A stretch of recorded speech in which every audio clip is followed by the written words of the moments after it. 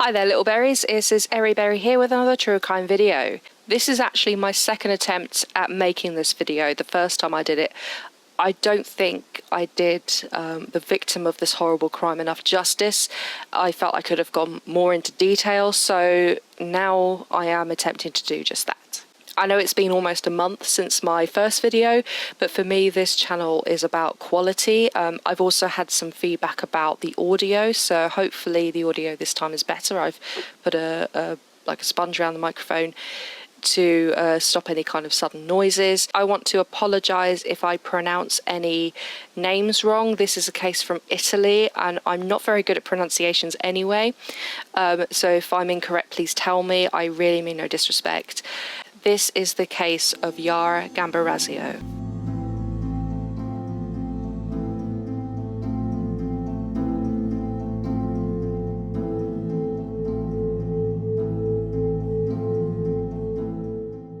Yara was a 13-year-old girl who was born on the 21st of May 1997, and she lived in a place called, I believe it's pronounced Brembate de Sopra in Italy. She was a very, very enthusiastic gymnast, and she often used to attend the local sports centre which had a gym, and it was literally only half a mile away from her home. At about 6:45 on the 26th of November 2010, she left her home to go to the sports centre.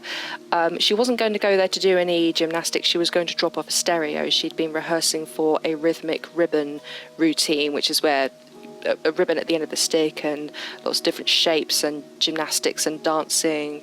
It's very artistic kind of gymnastics. She was going to drop off a stereo and I believe a tape to the music she was going to use, and her parents were expecting her back rather quickly because it was only half a mile away. Now Yara was actually spotted at the sports centre. People said they saw her there. They said they saw her talking to people there, and they saw her talking to two men. Now I'm not quite sure whether they've been identified at all, but she definitely arrived there. But unfortunately, she never made it back home. Her parents tried calling her phone, but it kept going to voicemail, so eventually they called the police. The police searched the area thoroughly. I mean, we're talking, this hometown was not very big. It only had a few thousand people there, so there wasn't a lot of area to cover. But then again, how did they know that she was actually going to be either in her hometown or close to her hometown? There was a huge manhunt, but unfortunately, Yara was not found until 3 months later. A body was discovered in the undergrowth of a nearby town, and it was discovered that she had actually been attacked. There were some cuts to her body, most likely made with a sharp knife, but the cuts to her body were not enough to have caused her death. What actually caused her death was exposure, so she froze to death. Along with the stab wounds, there were some injuries to her head, but again, not enough to have caused her death, although I have read in some sources that it is speculated that it's a combination of exposure and some of the injuries that contributed to her death. Now, there's something that's confused me a little bit about this case. I've been getting different information from different sources, is that Yara had not been raped, but the DNA of the murderer was found on her underwear. The DNA of this man was extracted, ran through the database, no match. Therefore, this person was just known as Unknown One. Over the next few years, loads and loads of DNA samples were taken from people all over northern Italy, and eventually there was not quite a match, but a very similar match, possibly a relative of the perpetrator. Now, this is a little bit spooky because the person to whom this DNA belonged, his mother was the housekeeper of the Gambirasio family for many years before this murder ever took place. Despite this coincidence, the man who was identified had not committed the murder. He had an alibi, and there was nobody else within the immediate family that they could find that matched this DNA.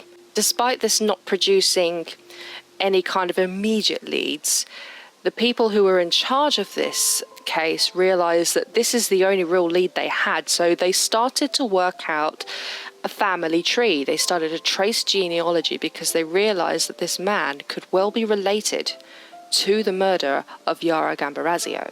More DNA samples were taken, and then eventually a man called Giuseppe Guinrani, his DNA turned out again to be very similar to unknown one, although not the same, so this person had not committed the murder, but could still be another key to who had done it. Another good reason why this man had actually not done it is because he'd actually died before the murder. The DNA was taken from 2 postage stamps that he had licked before he died, obviously, and that is how his DNA was tested.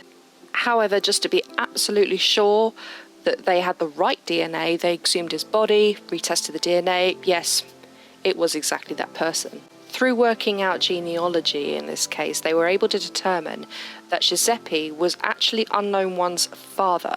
Now, Giuseppe was the father to 3 children, but they were all excluded. They had not actually done it, so it only meant one thing. That unknown one was Giuseppe's illegitimate son, or from a previous marriage, but certainly not with his wife.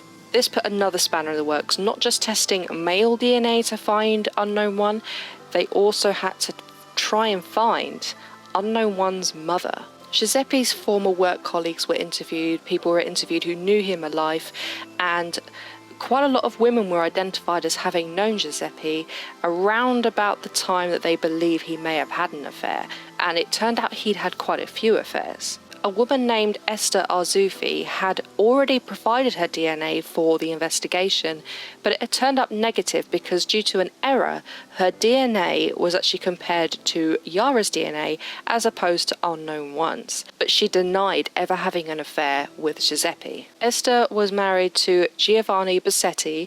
They'd been married for decades and they had 3 children together. They had 2 boys, Massimo and Fabio, and a girl called Laura. Massimo and Laura were actually twins. Fabio was ruled out as a suspect. His DNA did not match unknown one, so the only other answer was that it was Massimo. In order to make sure that a huge fuss wasn't made, these DNA tests, a lot of the time it was kept secret. They didn't want the perpetrator to skip town or anything like that. They tried to keep it under wraps and incognito as to exactly what the nature of these DNA tests were. The way that they were able to obtain Massimo's DNA is that the police set up a fake roadblock breathalyzing random drivers, and they stopped Massimo in his car knowing that he was actually going down that route. I actually haven't been able to find out which route he was on. He was breathalyzed twice, and I believe it was because the first time it happened they were able to take his DNA, and then the second time they found out he hadn't been drinking, so of course they had to let him go. They had his DNA, however, it was tested and his DNA did match unknown one. However, just the DNA alone, I mean, that was enough to bring charges, but they also had to build a case around him as well. Now, he protested his innocence right from the off, and I believe to this day still protests his innocence. But they also found that he was local in some respects to Yara's hometown. He would often go there to bars, etc. His phone had also been switched off the night that Yara went missing. Certain substances that Massimo used to use in his work were also found on the clothing of Yara. Now, part of Massimo's defense, and in some ways I can understand this, because if you look at it logically, his DNA, yes, was found on Yara's underwear, but that didn't necessarily mean that he was the one who caused her injuries. It doesn't mean that he was the one that left her out to die of exposure. And in a way I can understand that, because just because your DNA happens to be in a particular place doesn't mean that everything else that happened around there was your fault as well. But Massimo was actually found guilty. There was some other protests as well saying that the mitochondria DNA didn't match the nuclear DNA between Massimo and unknown one. They believed that there had been an error somewhere. Something else I found which was quite interesting was that a gym instructor called Sylvia Brainer, I think it's pronounced Brainer. I do apologise if I'm pronouncing that wrong.